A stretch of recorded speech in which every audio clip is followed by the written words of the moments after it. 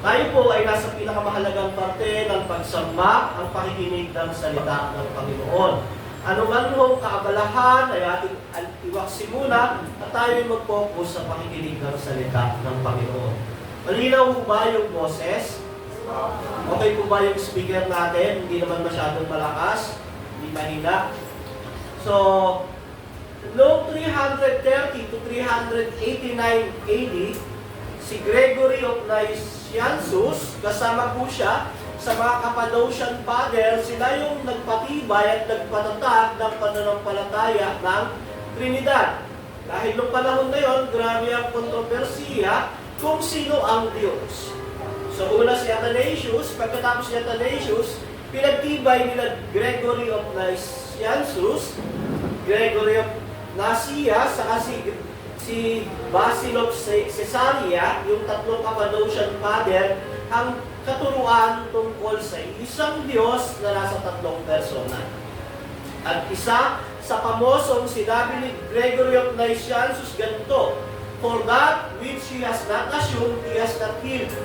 Kung hindi raw niya kukunin ang pagiging tao, hindi niya kayang pagalingin ang tao. Parang gano'n ang gusto niyang sabihin. Sabi pa ulit niya, what he did not assume, he did not redeem. Kung hindi niya kukunin ang pagiging tao, magiging tao siya, hindi niya kayang iligtas ang tao.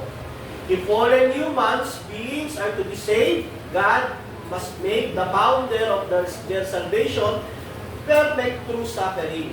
Sabi rin niya, kung gustong maligtas ng Diyos ang taong makasalanan, siya mismo dapat ang magsimula ng pagliligtas sa kanila sa pamamagitan ng pagdurusa para sa kanilang mga kasalanan. So, sinabi ng isang church father na kailangan yung Diyos ang unang magdusa para sa kasalanan ng tao. At mababasa naman po natin yan sa Hebreo chapter 2 verse 10 to 18. So babasahin ko lang yung ibang bahagi pero hindi ito yung ating main text. Ito ay pagpapatunay lang na kailangan yung Diyos ay magtatawang tao. Sabi diyan sa chapter 10, sa pamamagitan ng kanyang pagdurusa, siya ay ginawang ganap ng Diyos at nang sa gayon, makapagdala siya ng maraming anak patungo sa kaluwalhatian. Ito'y dapat lamang gawin ng Diyos na lumikha at nangangalaga sa lahat ng bagay. Sapagkat si Jesus ang tagapanguna ng kanilang kaligtasan. Sa 14, dahil sa ang mga anak na tinutukoy niya ay tao, naging tao rin si Jesus. At tulad nila, may laman at dugo. Ginawa niya ito upang sa pamamagitan ng kanyang kamatayan ay mawasak niya ang diablo na siyang may kapangyarihan sa kamatayan. Sa 17, kaya kinailangang matulad siya sa kanyang mga kapatid sa lahat ng paraan. Sinabi ng Hebreo na kung gustong iligtas ng Diyos ang taong makasalanan, siya dapat muna ang manguna sa pagliligtas sa kanila sa pamamagitan ng pagdurusa. So, ang Pasko po, ang Christmas, ay celebration natin bilang mga mananampalataya ni Kristo. Celebration po ito ng kagalakan para sa atin. Pero bago po iyan ay hindi celebration para sa Godhead. Iyan po ay sacrifice, pagsasakripisyo. Ang Christmas ay sacrifice para sa Diyos at kagalakan naman para sa tao. At ito ang ating main text, makibukas kayo sa John chapter 1 to 3, John chapter 1 to 14. Sige po, sama-sama natin buksan ang ating mga Biblia. May available po tayong Biblia dyan, at mayroon din tayo dito, New Testament naman to. So, para sa malilinaw pa yung mata, may mga Bible po tayo diyan.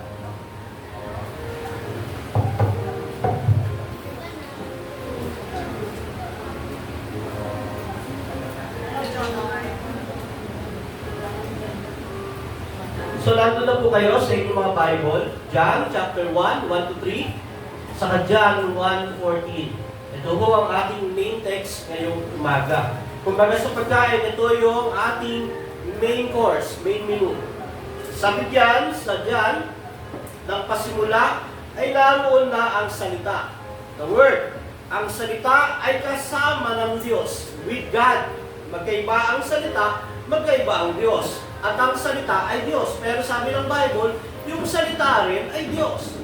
Chapter 2, sa pasimula ay kasama na ang Diyos ang salita. Magkasama na rin yung Diyos at yung salita. Chapter 3, nilikha ang lahat ng bagay sa pamamagitan niya. Lahat daw ng bagay na meron sa mundong ito nilikha sa pamamagitan ng salita. At walang anumang nalikha na hindi sa pamamagitan niya. So, nung pasimula, andun na yung word, yung salita, kasama ng Diyos, at yung salita ay Diyos. Pero magkaiba ang salita at ang Diyos. Nilikha rin ang lahat ng meron sa mundong ito sa pamamagitan ng salita. Ang tanong, mga kapatid ko, mga kaibigan, sino yung salita? At yan ho ang sasagutin ng number 14. Sa chapter 14, sabi dyan, okay, naging tao ang salita. Yung salita na kasama ng Diyos, yung salita na Diyos, na yung salita na pinagmula ng lahat ng bagay, naging tao raw. Naging tao ang salita at nanirahan sa piling namin, sabi ni Juan. Nakita namin ang kaluwalhatiang tunay na kanya bilang kaisa-isang anak ng Ama. Siya ay puspos ng kagandahang loob at ng katotohanan. Dito pa lang po, nakikita natin, yung word o yung salita ay iba sa Diyos, pero kasama siya ng Diyos, saka siya ay Diyos. Pero meron silang pagkakaiba. Ngayon, yung salita ay naging tao. Pansinin niyo ho, ang ginamit na salita ni John, yung salita naging tao. Hindi sinabi ni John, yung Diyos naging tao. Ang ginamit niya, yung salita naging tao, para ihiwalay yung pagiging isang persona ng salita at isang persona ng Diyos. Ang nagkatawang tao mo, yung ikalawang persona, yung salita. Pero siya ay Diyos din. Yun ho yung essence ng Trinidad na merong isang Diyos, pero ang Diyos ito nasa tatlong persona. Diyos ang Ama, Diyos ang Anak, si Kristo ang salita, Diyos ang Espiritu Santo. Dito ho, yung salita naging tao from being God, second person of the Trinity, siya ay naging tao. Yun ang tawag mo doon ay sacrifice. Para kang mas mataas sa hari, magiging basurero ka. Mas mababa pa sa basurero. Bakit? Para iligtas mo yung mababang uri na tao dahil sa pagmamahal mo sa kanila. Tignan muna natin yung background ng libro. Ang libro ho na yan ay Book of John. Sinulat ho ang libro ng Juan para iproklama na si Kristo ay Diyos. Unang chapter pa lang, 1-3 hanggang 14, pinatunayan ng John na si Kristo yung salita ng Diyos ay isang Diyos. Second person of the Trinity. Gustong sabihin ni Juan sa mga Hudyo na si Kristo ang hinihintay nilang tagapagligtas. Libo-libong taon po ang inaasahan ng mga Hudyo ay merong darating na Mesaya o tagapagligtas. Pinangako sa kanila yon sa Genesis chapter 3 verse 15. Noong ang tao ay bumagsak sa kasalanan dahil sa pagkakasala ni Adan at ni Eva, bago ibigay yung sumpa o parusa sa kasalanan, sabi ng Diyos sa Genesis 3:15, mula sa binhi ng babae o seed of the woman, lalabas yung dudurog sa ulo ng ahas o si Satanas, ay pinapakita si Kristo yung binhi ng babae na dudurog sa ulo ng ahas. Ang mga Israelita, nung panahon sa lumang tipan, umaasa sa isang tagapagligtas na darating para durugin yung kasalanan at kamatayan na dinala ng pagsuway ni Eva at Adan sa kanilang tipan sa Diyos sa covenant of works. Umaasaw sila sa pangako sa Zechariah 2:10 na ang sinasabi, I come and I will dwell in the midst of thee, said the Lord. Sabi ng Diyos, bababa ako, makikipanahan sa mga tao. Zechariah 2:10. So, yung kapuspusan ng Genesis 3:15, Zechariah 2:10, yun po yung pagdating ng ikalawang persona, yung Diyos na nagkatawang tao, yung Word of God na naging di tao. His coming is the foundation of our hope and source of our joy. Yung pagdating ko ng Messiah sa panahon natin ay pinagmumula ng pag-asa at kagalakan sa atin. Gayon din sa mga Hudyo nung panahon nila. Ito yung teksto na ating binasa. Nakita natin ang katuparan ng hinihintay na tagapagligtas ng mga Hudyo at nating mga Hentil. Sila ho, matagal na nilang inaasahan yan.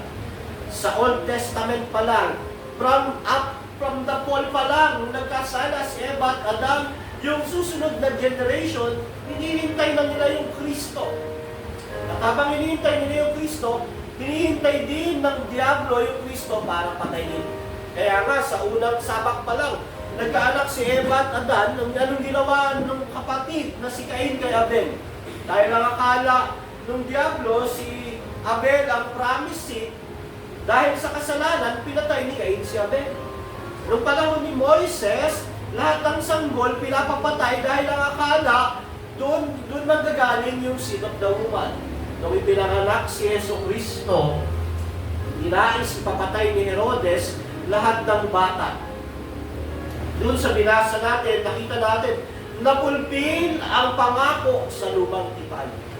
From Genesis to Malakias, napulpil yung promise na merong magkakatawang tao ang ikalawang persona ng Diyos para iligtas ang tao.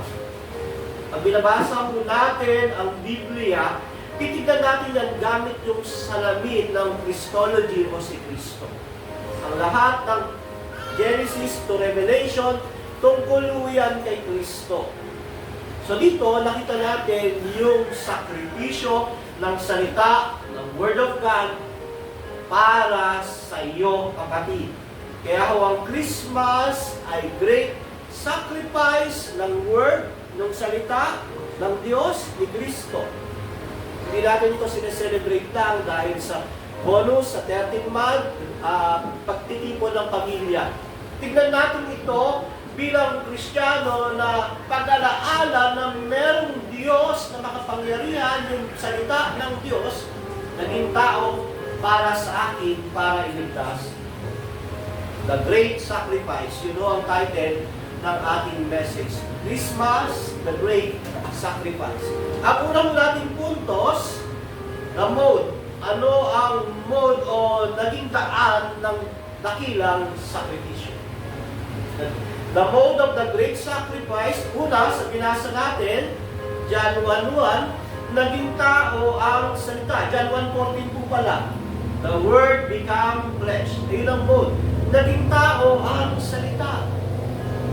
Tignan natin, pag sinabing naging tao, nag-incarnation, becoming flesh, ibig sabihin, naging kagaya mo siya. Si Kristo, yung second person, yung word ng Diyos, salita, verbo, naging tao. Sinakripisyo niya yung pagiging Diyos niya sa piling ng Ama, isang espiritu, walang hanggan, nasa kanyang kapangyarihan, kaluwalhatian, para lamang maligtas yung taong makasalanang kagaya natin.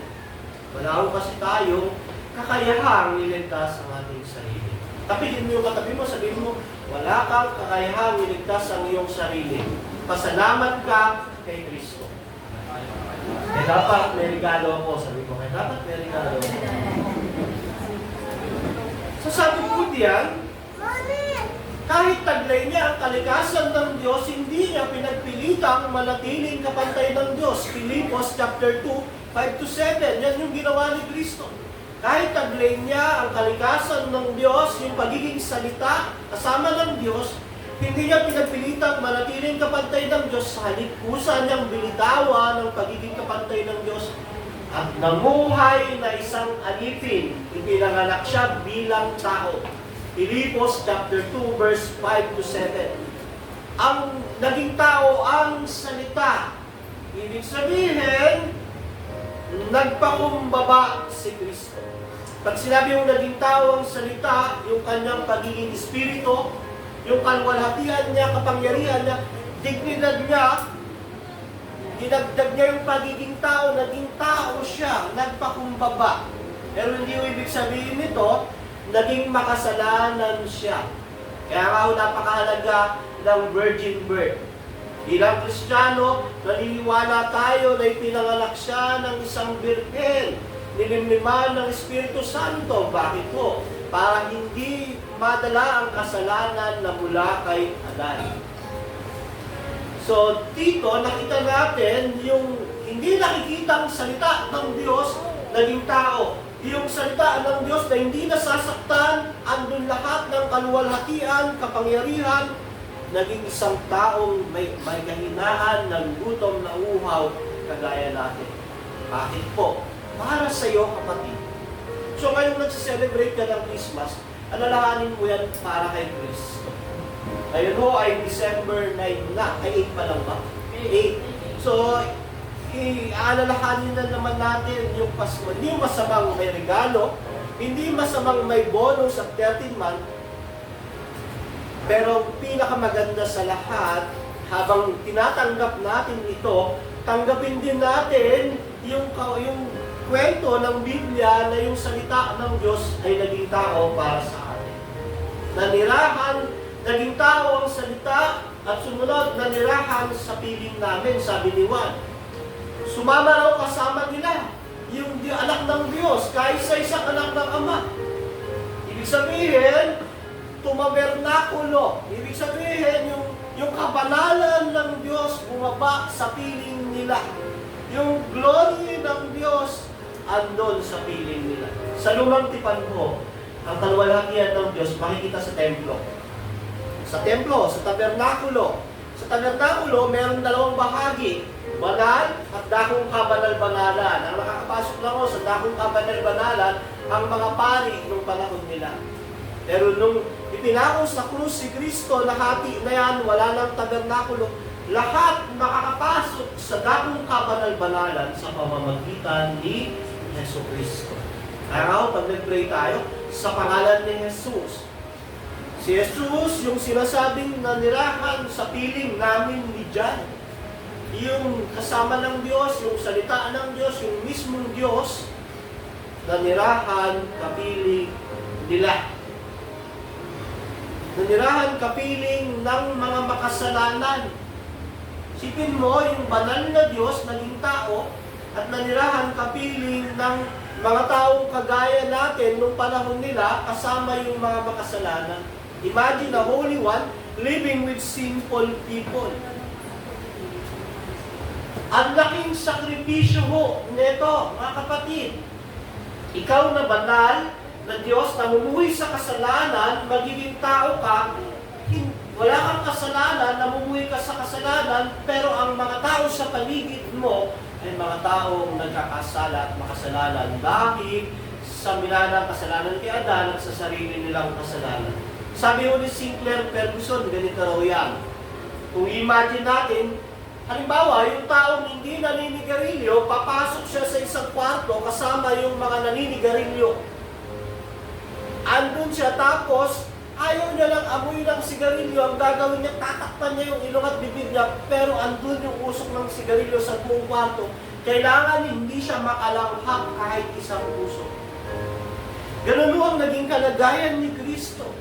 Yung Diyos naging tao, at sa kanyang pagiging tao, isalamuha siya sa mga taong makasalanan at hindi niya kailangang magkasala kahit isang beses. Imagine niyo yun sa pagka-Diyos niya bilang isang tunay na Diyos. Andyan siya sa isang mundo na alam niya yung iniisip ng tao, alam niya yung ginagawa ng tao kung paano yung mga makasalanang sa paligid na kasama siya. Yet, hindi siya pwedeng magkasala kahit isang beses. Yet, hindi siya pwedeng mamuhi. Yet, hindi siya pwedeng magkaroon ng kahit isang pagnanasa. Dahil pag nagkasala ho ang tagapagligtas, hindi na niya tayo pwedeng iligtas dahil makasalanan na rin siya ang kagaya namin. Ang pwede lang magligtas sa taong makasalanan, yung Diyos na magkakatawang tao at hindi magkakasala kahit isang beses. Napakabigat na sakripisyo nun. Ako ho, isa-isang araw, hindi ko kaya hindi magkasala kahit isang beses sa isip. Diba? Yung magalit ka lang sa isip mo, makapagsalita ka lang ng hindi nakalulugod sa Diyos, kasalanan na. Pero si Kristo, sa buong buhay niya sa lupa bilang God-man, tiniis niya yun, pinagpasakitan niya yun, dinanas niya yun sa pagiging Diyos at tao niya. Alam niya ang kasamaan ng puso ng tao. Alam niya ang kahalayan ng isip ng tao. Alam niya ang gawa ng bawat tao sa paligid. Pero andun siya.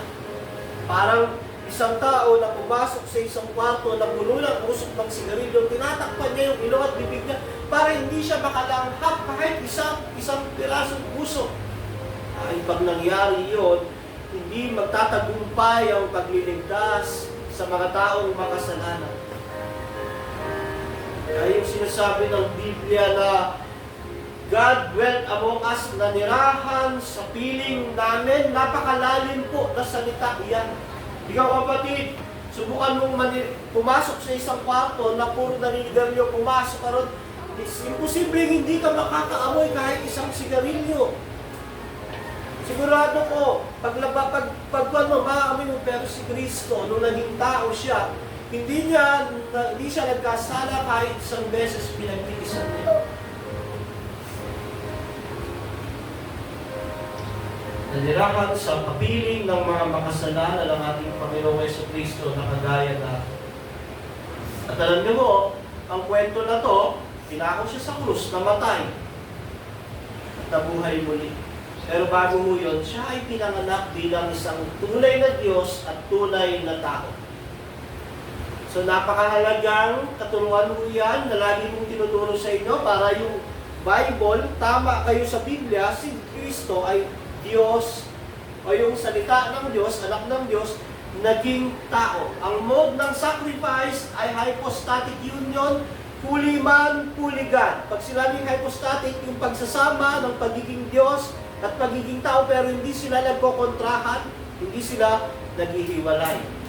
The mode of the greatest sacrifice ay ang pagiging tao ng salita ng Diyos para mamagitan sa atin na mga makasalanan na nirahan sa piling natin. Yun yung point ng ating mode. Para iligtas ka, para maayos yung relasyon mo sa Diyos. Anong challenge sa atin mga kapatid? Paano tayo nagsasakripisyo sa Diyos? How do we sacrifice for God? Tinanggap ng Diyos ang sakripisyo na yon para sa ating hindi karapat-dapat. Di ba? Undeserved tayo dahil makasalanan tayo, hindi deserve ng banal na Diyos na maranasan lahat ng pagpapakababa at kahirapan na yun. Pero tinanggap niya ang sakripisyo niya. Ang tanong, paano tayo nagsasakripisyo, kapatid? Kumusta ang oras na binibigay natin para sa Diyos? Kumusta po? Hindi ba? Si Kristo, binigay niya yung buong oras niya, hindi lang oras yung buhay niya. Alam niyo, anong ginagawa ni Kristo ngayon? Basta nagpapahinga, hindi yun. Hanggang ngayon, nasa langit siya, namamagitan para sa mga kasalanan mo. Hindi kailanman o minsan nagpahinga si Kristo. Mula nung bumaba siya rito, dumating siya bilang Diyos na tao, hanggang namatay, umakyat sa langit, hindi nagpapahinga si Kristo dahil hanggang ngayon, nasa trono siya ng kanyang Ama, tumutulog sa bawat kasalanan mo, bawat paglapit mo. Every time na magkakasala ka, inire-remind ni Christ, sabi niya, namatay ako para sa tao niya. Ang tanong, paano tayo nagsasakripisyo sa Diyos? Kumusta ho ang oras nating inilalaan sa Diyos? May time ba tayong manalangin? May time ba tayong magbasa ng Biblia? Handa ba tayong ilaan ang araw ng pagsamba para sa Diyos na nag-alay ng kanyang buhay sa atin? Are we willing to give it for the glory of God? Is our life nakapagbibigay ng glory sa Panginoon sa pamamagitan ng maliliit na sacrifice? hindi mo naman matutumbasan ang sakripisyo ng Diyos para sa iyo. Pero may magagawa ka para mabigyan mo siya ng kaluwalhatian. Una ko ang oras. Hindi mo pwedeng sabihin, mahal mo ang isang tao pag sinabi mo, bawa sa asawa ko, sasabihin mo, Mama, mahal kita eh, kaso wala akong oras sa iyo, busy. That's lie, kasi nungalingan niyon. So, pag sinabi natin, mahal natin ng Diyos, handa tayo magsakripisyo sa Diyos, sinasabi natin, may oras ako para sa iyo, Panginoon. At ang oras na una ito ay hindi late.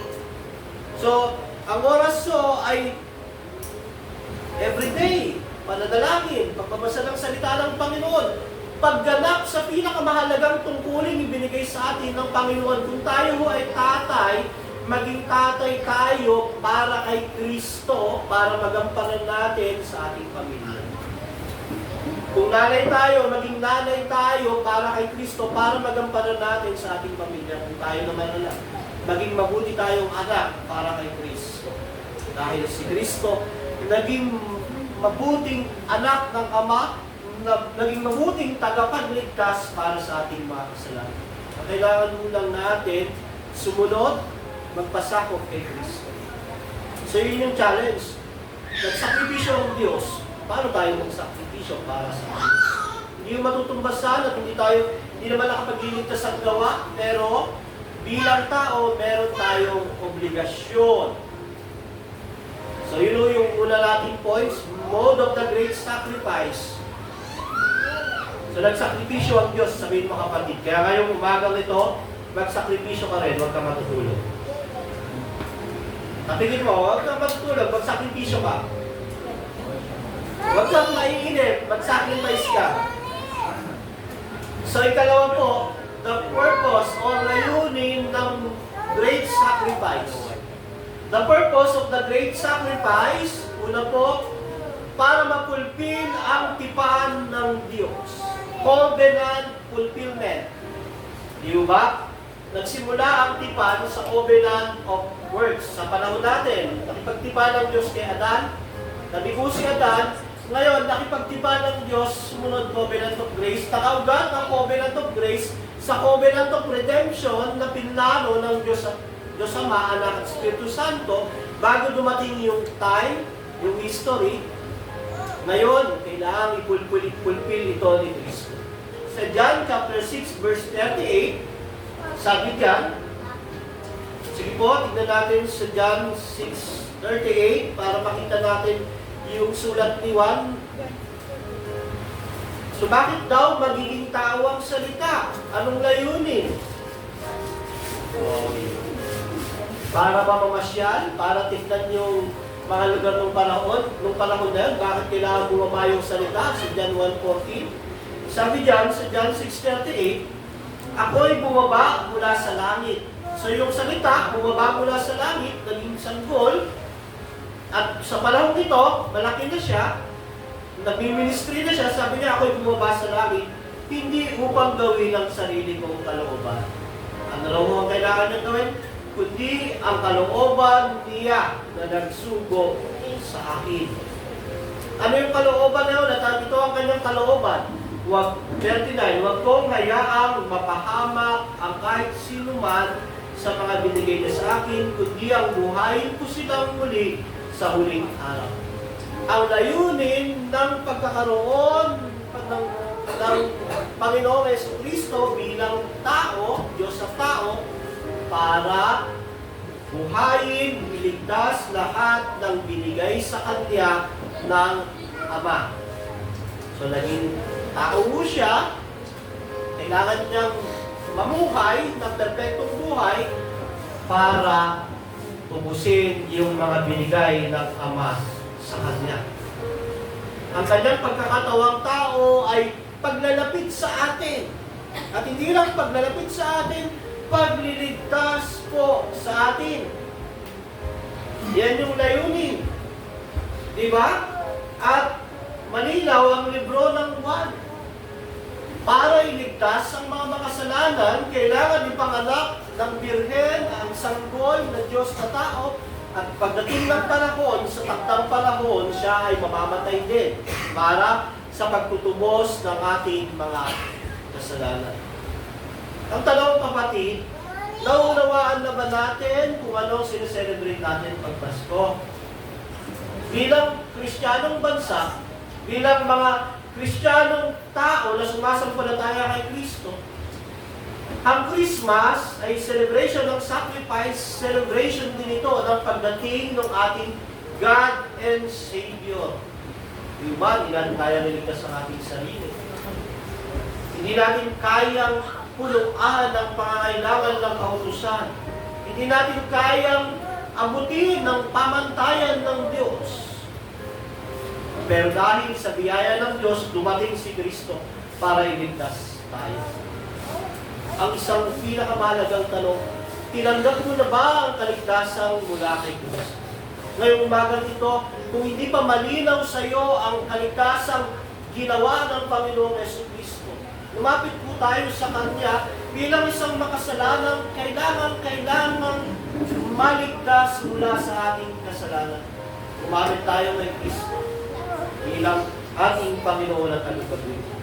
Yun o yung purpose ng great sacrifice. Tayo ho, mga nanay, mga tatay, alam ko, nagsasakripisyo kayo. Alam ko, bilang nanay at tatay, binibigay niyo yung oras niyo, panahon niyo, sa pagsakripisyo sa mga mahal niyo sa buhay. Diba? Minsan, kahit may sakit, nagtatrabaho. Yung mga nanay, kahit na hindi maganda yung pakiramdam, kailangan mong bumangon para ipaganda ng makakain yung mga anak natin. Diba? Sakripisyo yan, pero hindi mo yan kayang pantayan ang sakripisyo ni Kristo. Ang purpose ng sakripisyo ni Kristo ay salvation. Nawa, ang purpose ng bawat sakripisyo naman natin para sa kaluwalhatian ng Diyos. Di ba mahirap po maging nanay? Pag gigising ka ng alas 4, ihanda mo yung pagkain ng mga anak mo, gamit nila, tapos sasabihin nila sa'yo, lolokohin ka pa, mama, ihanda mo pa yung gamit ko, napakasipag mong gising na madaling araw, pero alam mo, mag-aasawa din na ako ng araw. Pero sakripisyo yun eh. Yan yung sakripisyo bilang magulang. Pero dapat, para mas ma-enjoy natin yun, alam natin, ginagawa natin yun para sa kaluwalhatian ng Diyos. Nilagay ako ng Diyos para maging magulang. Gagampanan ko to para sa kaluwalhatian ng Diyos. At dahil bilang tinawag ako bilang nanay at tatay, puhusayan ko kahit hindi ko naisipin kung yung anak ko ba ay paano mag-aasawa o ano man. Pero ginagawa natin yon para sa kaluwalhatian ng Diyos at para sa kanila. Dahil mahal natin sila. Ginawa ko yun ng Diyos dahil mahal ng Diyos ang kanyang mga nilikha. Gayun na lamang ang pag-ibig ng Diyos sa libutan, ibinigay ang kanyang bugtong na anak bilang creation. Mahal ng Diyos ang bawat creation, ayaw nang may mapahamak, pero hindi naman lahat ng tao maliligtas. Kahit mahal ng Diyos, bilang creation niya, meron pa rin mga ibinigay ang Diyos kay Kristo para sa kanyang saving love. Yung creation love, lahat po ng tao mahal ng Diyos dahil lahat likha ng Diyos. Pero yung salvific love ay para lamang sa mga hinirang ng Diyos. So yung saving love, para sa mga sumasampalataya kay Kristo. So panghuli mo, konting tiis na lang, konting sakripisyo mga kapatid. Tandaan natin, kaya tayo nag-celebrate ng Christmas dahil sa sakripisyo ni Kristo. Yung naranasan niya lahat. So, ano ang naging outcome ng great sacrifice? Ano yung naging bunga ng dakilang sakripisyo?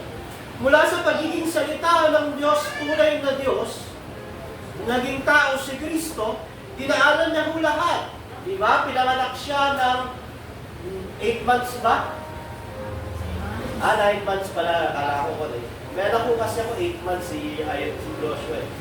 Pero ang Panginoong Jesucristo, siyang na buwan ay ipinanganak bilang ganyan, no? Sanggol. Bilang kagaya ni Kylie. So, nung ang Panginoong Jesucristo, nasa ganyang katayuan, isang tunay na Diyos at tunay na tao, naranasan niyang mahuntog, madapa, So ang tanong nga, nagkamali ba si Kristo nung siya ay nabubuhay sa mundo ito? Eh nung baby siya, tinanong siya, 1 plus 1. Alam niya kaagad ang sagot mo?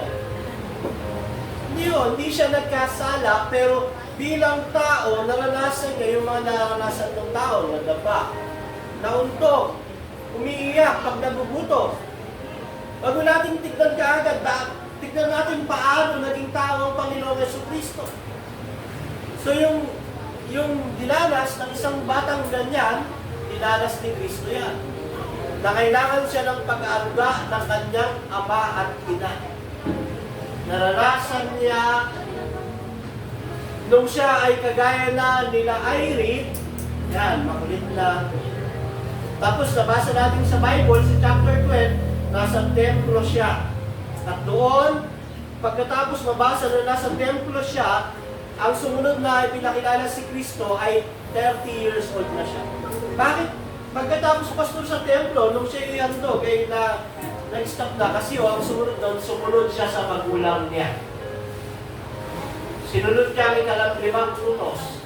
Kung ano ang inutos ni Maria, kung ano ang inutos ni Jose, buong pakumbabang sinunod ng Diyos na nagkatawang tao.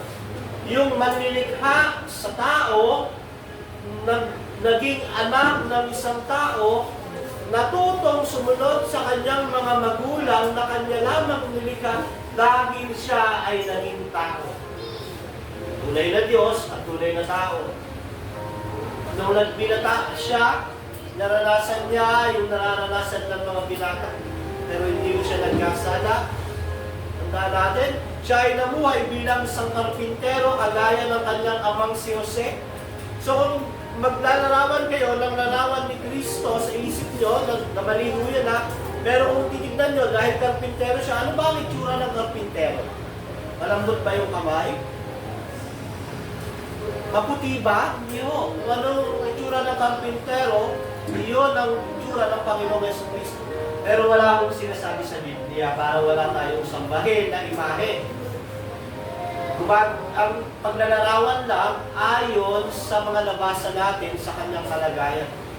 So sa kanyang pagiging tao, naranasan natin. Ang kwento ng Biblia, sa takdang panahon, dinala siya sa krus ng Kalbaryo. Sinong nagpapako sa kanya? Alam nyo, yung mga tao na pinagaling niya, yung mga tao na pinakain niya, yung mga tao na ninanais na ibahagi yung salita ng Diyos. Iyon ang mga tao sumisigaw kay Kristo, ipako siya sa krus. Kaya nga, after Christmas, sineselebrate natin yung Holy Week, yung pagpapapako at kamatayan ni Kristo. Mga mahalagang bagay yan, yung pagkakatawang tao, inkarnasyon, yung kamatayan, yung death and resurrection, foundation ng Christianity yan. Mga kapatid, hindi natin binabaliwala yan.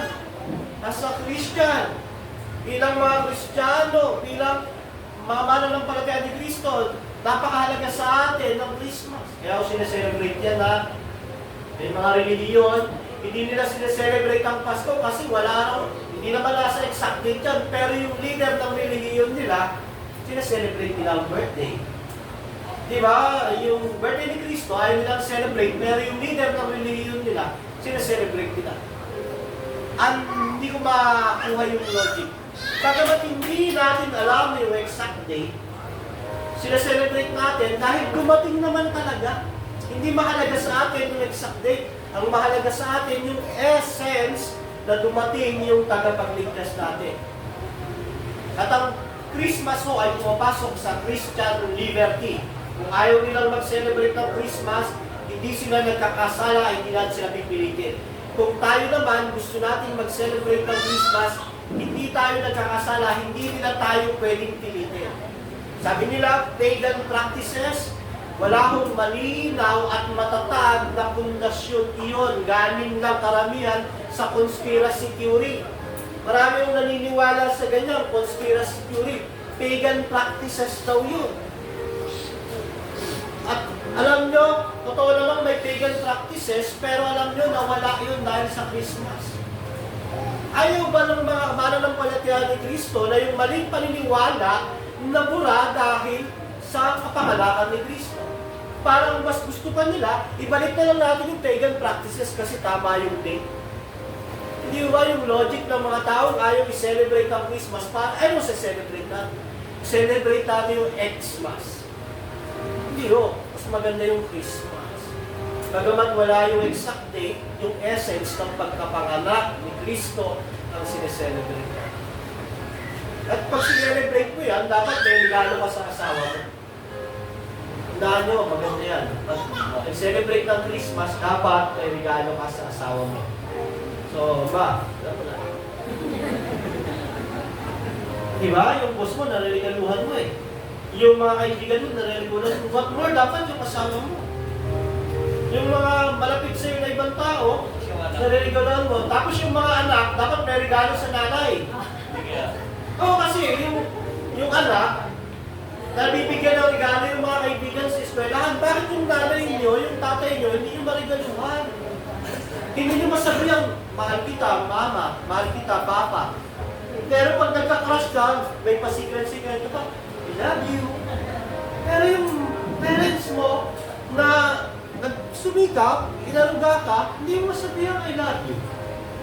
So this Christmas, mga kapatid, hindi lang celebration ng incarnation, celebration ng love sa pamilya mo yan. Celebration ng pagkakaroon ng affection na si Kristo, naging tao, nagsakripisyo dahil sa akin. Ngayon naman, hindi ko naman kayang tumbasan iyon dito na lang sa circle, sa family namin. Sa church, sa mga kapatid sa pananampalataya. Ano ang naging outcome ng great sacrifice? Na-assure, na-secure ang kaligtasan ng mga mananampalataya. Pag nag-mission ba ang Diyos, halimbawa, ang mission ni Kristo, iligtas ka, mabibigo ba yun? Sa tingin nyo, halimbawa, yung Diyos, magiging tao siya, magpapapako siya sa krus, tapos mamamatay siya, mabubuhay siya, para iligtas ka, mabibigo ba yun? So, kung ang tao,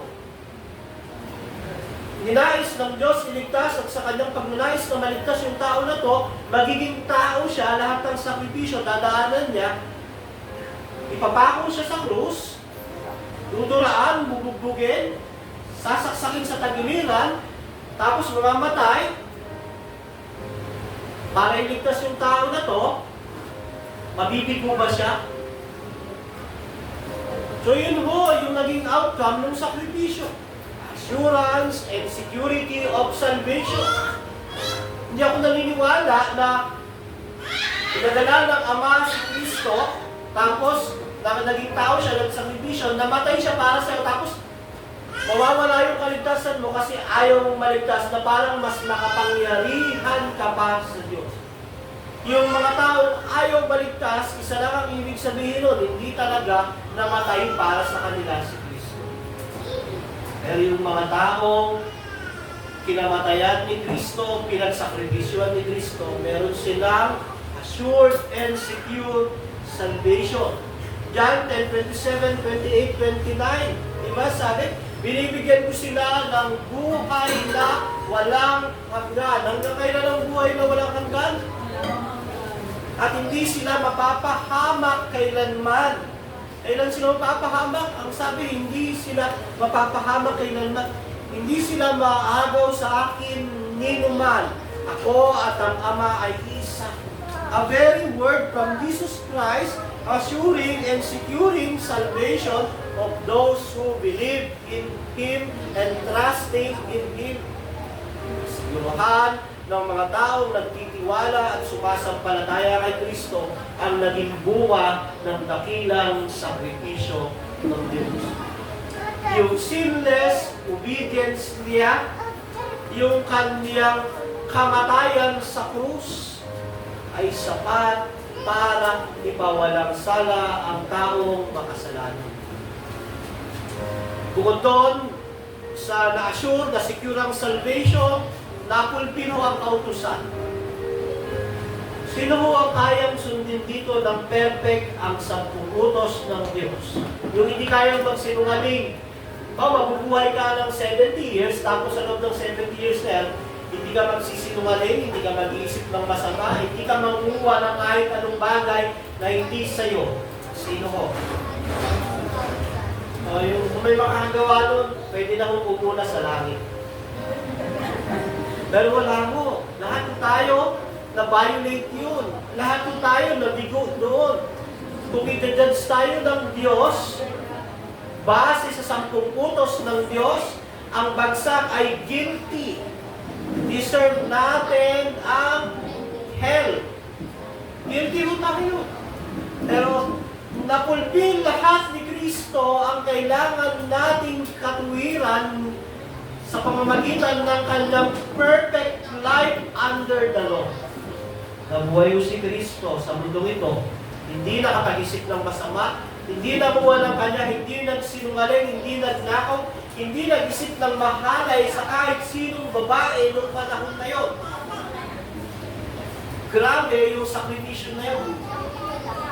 Sino kaya magtiis ng ganon? Wala mo sa atin dahil sa ating kalikasan, tayo ay mga makasalanan. Pero ito maganda. Sa perfect heaven, perfect earth, meron tayong isang katawan na walang kakayahang magkasala. Walang kakayahang mag-isip ng masama, walang kakayahang gumawa ng masama. Isang mundong perfecto. Ang tinatawag nila diyan ay yung tinatawag na new heaven and new earth. Dito ho, hindi na natin kailangan ng pulis, doktor, dahil wala ng kamatayan. Pero sa mundong ito, mundong kasama natin ang Diyos. At yun o, pinangahawakan ng Kristiyano, hindi tayo naniniwala na pag napatay ako, wala na, diretso na. Eh di sana, kung gano'n ang buhay, Huwag na tayo, magpakasasa na lang tayo, kumain, mamatay. Kumain, minom, mamatay, pero hindi ho.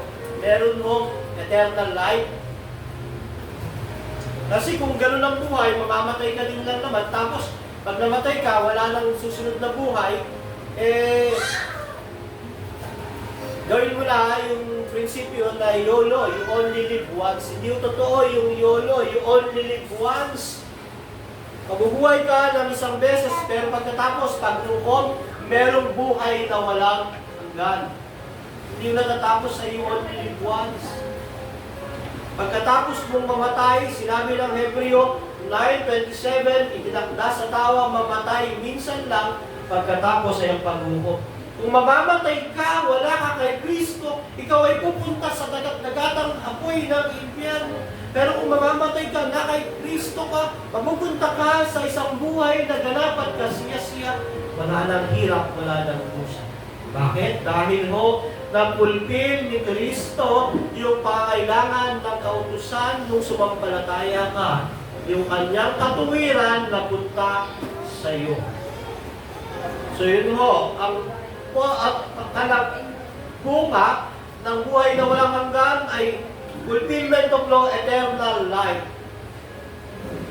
Eternal life po, buhay na walang hanggan. Yung pagkakatawang tao ni Kristo ay nagbigay ng buhay sa bawat sasampalataya sa Kanya. Dito ang magtatapos sa sinasabi ng ating confession, ang mga mananampalataya ay nakakasigurado ng buhay na walang hanggan dahil sa sakripisyo ng Panginoong Jesucristo. Si Kristo, sa pamagitan ng kanyang pagsunod at kamatayan, nagbayad ng lubos ng utang ng lahat ng mga pinawalang sala. At sa pamagitan ng pag-aalay ng kanyang sariling dugo, ng kanyang krus, dumanas sa kanilang kalagayan ng kaparusahang nararapat sa atin, si Kristo ang dumanas, nagsagawa siya ng isang lubos na pagbabayad sa katarungan ng Diyos.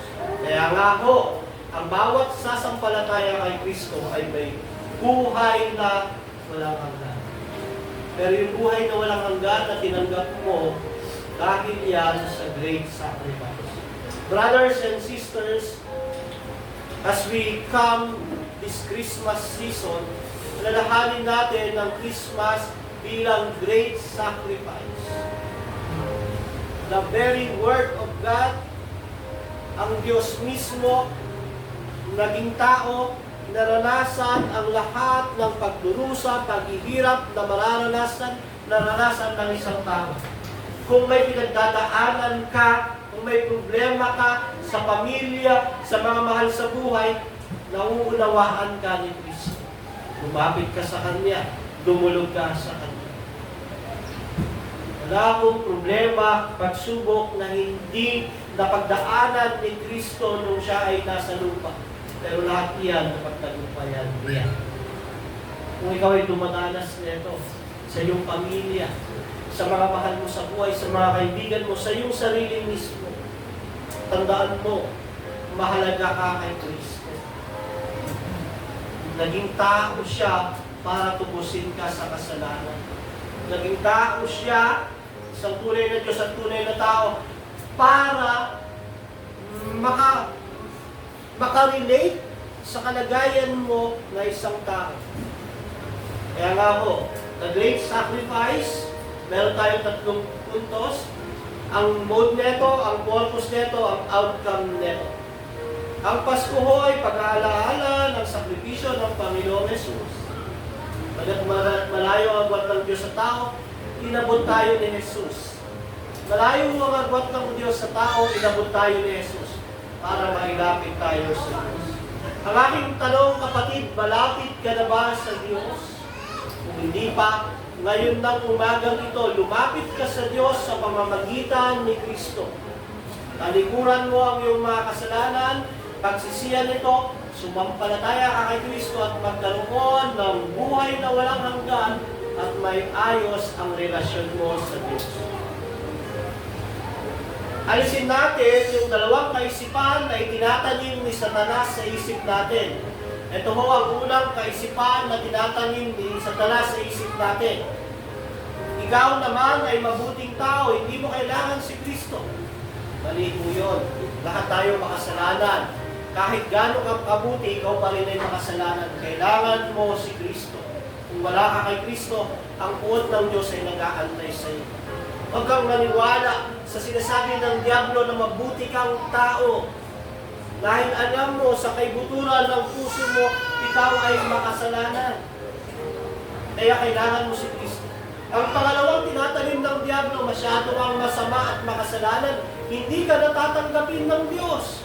Hindi yung totoo yun kahit yung pinakamarumi, pinakamasamang tao, pinakamakasalanan tao, kahit yung hindi kaya patawarin ng mundong ito, pag lumapit sila kay Kristo, makatanggapin sila. Kahit gaano ka dumi, karami ang kasalanan mo, kahit gaano katindi ang pagkakasala mo sa Diyos, lumapit ka kay Kristo, papatawarin Niya. Kaya nga, pati ngayong umagang ito, kung wala ka pa kay Kristo, lumapit ka sa Kanya. Kung na kay Kristo ka naman, alalahanin mo ang sakripisyo ng Panginoon ngayong Pasko. Una, namuhay siya kasama ng tao. Naging anak ng tao kasama natin para maging anak tayo ng Diyos. Naging anak siya ng tao para tayo maging anak ng Diyos. Sa kanyang pagbaba sa lupa, binigyan niya tayo ng pagkakataong makaakyat sa langit. Sa pagiging tao niya, siya ay nagkaroon ng kamatayan para magkaroon tayo ng buhay na walang hanggan. Sa kanyang pagiging tao, tinanggap niya ang ating mga kahinaan para mapalakas tayo. Sa kanyang pagiging tao, tinanggap niya ang kahirapan para tayo maging mayaman sa harapan ng Diyos. Atin ang lahat ng kayamanan sa kalangitan. Sa kanyang pagiging tao, tinanggap niya ang bigat ng ating kasamaan, kasalanan na nagpapahirap sa atin at binigay niya ang kanyang katwiran at pagiging matuwid. Iyon ang greatest sacrifice para magkaroon tayo ng kagalakan. Kaya ang Pasko po, kagalakan para sa atin, sakripisyo para sa Diyos. Nawa ko, ngayong umagang ito, napagpala tayo ng salita ng Diyos na itaas ang Diyos na nagkatawang tao, ang salita ng Diyos, ang ating Panginoong Kristo.